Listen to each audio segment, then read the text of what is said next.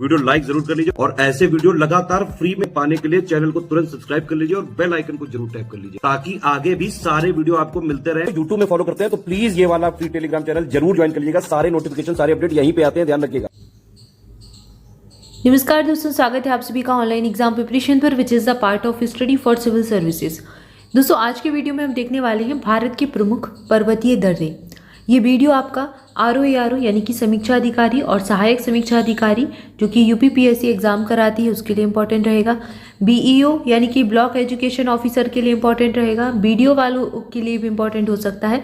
इसके अलावा अगर आप कोई भी स्टेट पीसीएस का प्रीलिम्स देने वाले हैं, प्री देने वाले हैं, चाहे आप एमपीपीएससी की तैयारी कर रहे हो, चाहे आप यूपीपीएससी की तैयारी कर रहे हो या फिर आप अदर स्टेट बीपीएससी की तैयारी कर रहे हो, तो आप सबके लिए ये वीडियो इंपॉर्टेंट हो सकता है क्योंकि ज्योग्राफी आपका पूछा ही जाएगा और ये जियो का टॉपिक है।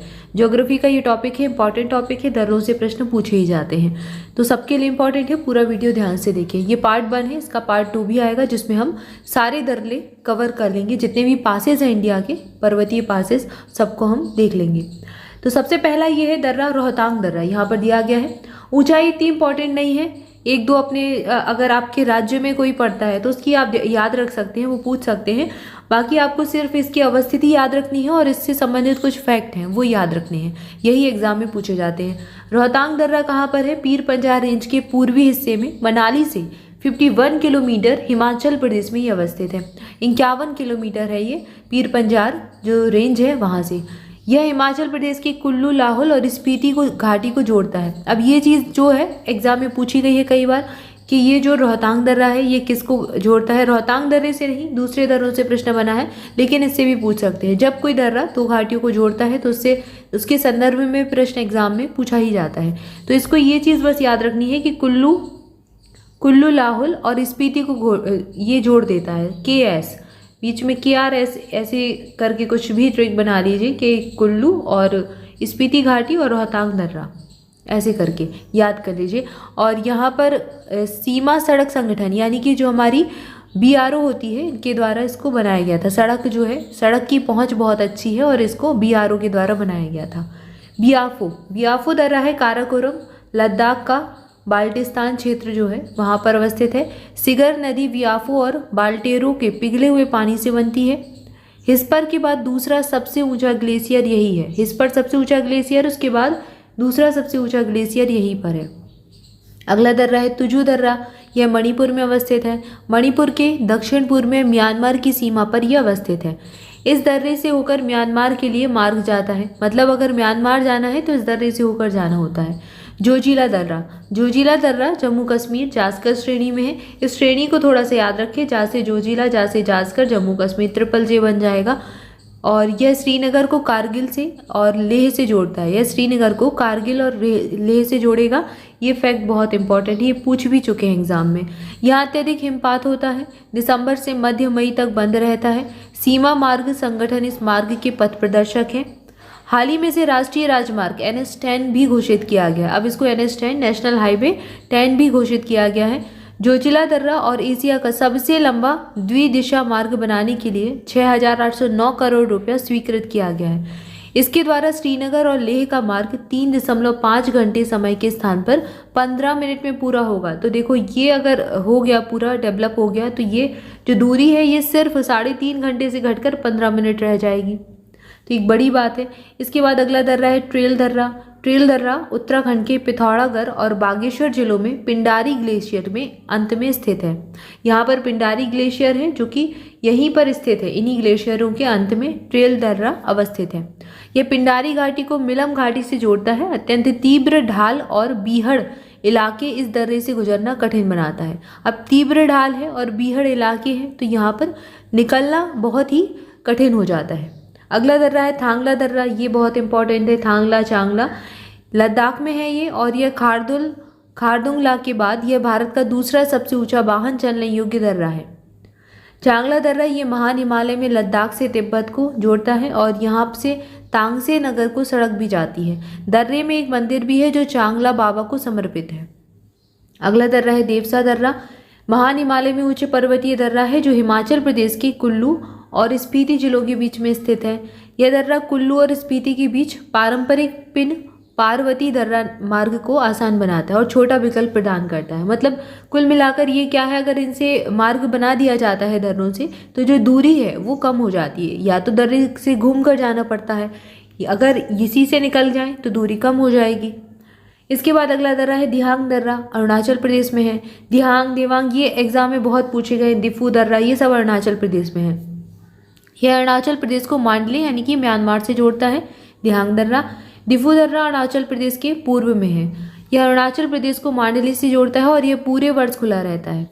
इमिसला दर्रा भारत के संघ शासित प्रदेश लद्दाख क्षेत्र और चीन के तिब्बत में अवस्थित है। यह लद्दाख को तिब्बत यानी कि चीन जो के पास में जो क्षेत्र है वहाँ से जोड़ता है। इसमें कठिन भूभाग और खड़ी ढलान भी है। खारदुंगला दर्रा ये संघ शासित क्षेत्र लद्दाख में है और लद्दाख में लेह के पास में ये अवस्थित है। यह लेह को सियाचिन हिमनद से जोड़ता है। खुनखेराब दर्रा ये लद्दाख में काराकोरम रेंज पर है, काराकोरम पर्वत पर है और लद्दाख को चीन के सिकियांग प्रांत से ये जोड़ेगा। नवंबर से मई तक ये हिम से आच्छादित रहता है। अगला दर्रा है लिखा पानी, ये अरुणाचल प्रदेश में है। अरुणाचल प्रदेश को ये भी म्यांमार से ही जोड़ता है और व्यापार के लिए ये भी पूरे साल खुला रहता है। तो यहाँ पर आपने देखा अरुणाचल प्रदेश के 2 दर्रे हैं जो पूरे साल खुले रहते हैं। दिफू दर्रा हो जाएगा और लिखा पानी। लिपू लेक, लिपू लेक बहुत इंपॉर्टेंट है, एग्जाम में कई बार प्रश्न बना है। पिथौरागढ़ जिले में है ये उत्तराखंड के और उत्तराखंड को तिब्बत से जोड़ता है। मानसरोवर झील की यात्रा में सहायक भी है और चीन के साथ व्यापार के लिए भारत की महत्वपूर्ण सीमा चौकी भी ये है लिपू लेक, इसलिए एग्जाम में ये कई बार पूछा गया है। अगला है माना, माना पास ये महान हिमालय में है, उत्तराखंड को तिब्बत से जोड़ता है। माना नीति ये जितने भी हैं ये सब उत्तराखंड में है, उत्तराखंड को तिब्बत से जोड़ेगा और सर्दियों के दौरान 6 महीने तक ये बर्फ से ढका रहता है। मांगसाथोरा, मांगसाथोरा दर्रा ये उत्तराखंड के पिथौरागढ़ जिले में अवस्थित है और ये उत्तराखंड को तिब्बत से जोड़ता है। मानसरोवर की तीर्थ यात्रा में इस दर्रे को पार करना होता है। इस दर्रे से को पार कर कर ही मानसरोवर की तीर्थ यात्रा में पहुंचते हैं। मांगसा दर्रा। अगला दर्रा है मुलिंगला दर्रा और यह उत्तर में गंगोत्री उत्तराखंड में अवस्थित है। यह उत्तराखंड को तिब्बत से जोड़ेगा। नाथुला दर्रा ये सिक्किम में है, भारत चीन सीमा पर। ये बहुत इंपॉर्टेंट है, वेरी वेरी इंपॉर्टेंट है, इससे कई बार एग्जाम में प्रश्न पूछा गया है। नाथुला दर्रा सिक्किम में भारत चीन सीमा पर अवस्थित है। तो पहली चीज तो याद रखें कहाँ पर है, सिक्किम में हो जाएगा नाथुला। और यह प्राचीन सिल्क रोड का एक हिस्सा है, इसलिए बहुत पूछा जाता है प्राचीन सिल्क रोड का। आपसे थोड़ा सा घुमाकर प्रश्न पूछ सकते हैं ऐसा कौन सा दर्रा है जो कि सिल्क उद्योग के लिए लाभकारी है या फिर सिल्क उद्योग से संबंधित है। तो ये नाथुला दर्रा हो जाएगा, ठीक है ना। तो यहाँ पर हमने कुछ दर्रों को देखा, कुछ और दर्रे बाकी हैं जिनको हम अगले पार्ट में देखेंगे। तब तक के लिए आपसे भी चैनल के साथ जुड़े रहें, वीडियो को लाइक जरूर कर दें, चैनल को सब्सक्राइब भी कर दें। मोर अपडेट के लिए आप टेलीग्राम ग्रुप ज्वाइन कर सकते हैं, लिंक आपको डिस्क्रिप्शन में मिल जाएगी। इसके अलावा स्टडी फॉर सिविल सर्विसेज के ROA 2023 की परीक्षा के लिए पेड बैचेस स्टार्ट हो चुके हैं। इसके अलावा एप्लीकेशन आप सबने अगर इंस्टॉल नहीं किया है तो इंस्टॉल जरूर कर लें। एप्लीकेशन पर भी हमारा सारा पूरा कोर्स इसका ROA 2023 के एग्ज़ाम के लिए बिल्कुल अवेलेबल है। वीडियो क्लासेस भी हैं और साथ ही साथ स्टडी मटेरियल का कोर्स भी है। और यहीं पर आपको करंट अफेयर की PDF भी मिल जाएगी, पूरे 1 साल का करंट अफेयर जो कि आपके हर एक एग्जाम में पूछा जाता है। तो आप किसी भी एग्जाम की तैयारी कर रहे हैं करंट अफेयर देख सकते हैं। अब एप्लीकेशन पर आपको ये सुविधा दे दी गई है कि आप एक ही महीने का current affair, weekly current affair या फिर पूरे 1 साल का करंट अफेयर, यानी कि सिर्फ करंट अफेयर बस ही लेना चाहते हैं तो वो भी ले सकते हैं, वो भी पढ़ सकते हैं, उससे की भी आप अपनी तैयारी कर सकते हैं। अब आपको करंट अफेयर पढ़ने के लिए कोई भी पूरा कोर्स लेने की ज़रूरत नहीं है, सिर्फ करंट अफेयर आप ले सकते हैं। तो ये एप्लीकेशन पर सुविधा है। साथ ही साथ टेस्ट सीरीज भी स्टार्ट हो चुकी है। अगर UP-SSC PT की तैयारी कर रहे हैं, PT का एग्जाम ले रहे हैं तो PT वालों की टेस्ट सीरीज स्टार्ट हो गई है और उसी में स्टार्ट किया, अब तो मतलब चल ही रही है कब से, अब तो एग्ज़ाम आने ही वाला है आपका। तो अगर आप लगाना चाहते हैं तो आप लगा सकते हैं। 15 आपको टेस्ट मिल जाएंगे टॉपिक वाइज, जो उसके सिलेबस में 15 टॉपिक दिए गए हैं वो, और साथ ही साथ आपको 10 FLT मिलेंगे, फुल लेंथ टेस्ट मिल जाएंगे जिसका पैटर्न बिल्कुल एग्जाम जैसा रखा गया है। जितने प्रश्न एग्जाम में आने हैं वैसे ही आपके इसमें मिलेंगे। इसमें आप अपना स्कोर चेक कर सकते हैं, साथ ही साथ अपना एनालिसिस भी कर सकते हैं और अपनी रैंक भी देख सकते हैं कि बाकी बच्चों की तुलना में आप कहाँ पर हैं। तो पूरा एक डिटेल एनालिसिस आपको मिल जाएगा आपका, और आपको तैयारी को किस प्रकार से किस क्रम में आगे बढ़ाना है ये पता चल जाएगा। तो ज्वाइन करने के लिए आप डिस्क्रिप्शन में दिए गए लिंक पर क्लिक कर सकते हैं या फिर आप प्ले स्टोर पर जाइए, study for civil services type कीजिए, आपको हमारा ऐप मिल जाएगा। हमारा लोगो इस तरीके का दिखेगा आपको, उस पर क्लिक करके रजिस्ट्रेशन कर लीजिएगा। यूज़ करना इसको बहुत ही आसान है, आराम से आप यूज़ कर पाएंगे। Thank you for watching this video. मिलेंगे नेक्स्ट वीडियो में। Thank you so much.